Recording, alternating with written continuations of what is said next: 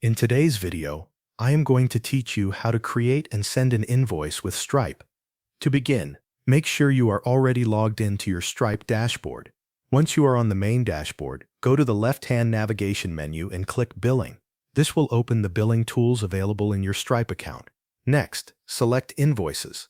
This will take you to the Invoice Management area, where you can view existing invoices and create a new one. To start a new invoice, click the Create Invoice button.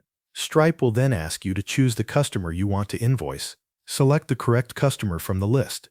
After that, confirm that the currency is set correctly. In this example, the currency is USD, which stands for US dollar, but you can use your preferred currency if needed.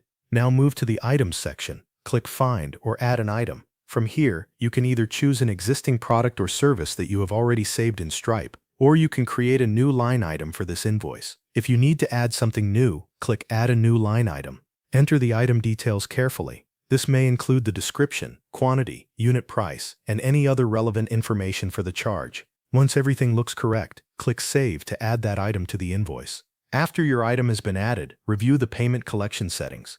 This is where you can confirm how you want Stripe to collect payment. You can also configure any additional invoice options here if they are needed for your customer or your workflow. When those settings are in place, review the invoice preview. This allows you to see how the finished invoice will appear before sending it. If everything is correct, click Review Invoice in the upper right corner. On the review screen, check the final details one more time. When you are ready, click Finalize and Send.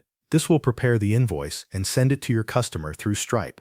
After that, Stripe may show you sharing options. From this screen, you can download the invoice PDF if you want a copy for your records, or you can copy the payment page link if you plan to share it directly.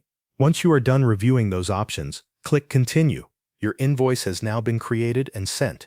That covers everything you need to know. Thanks for watching.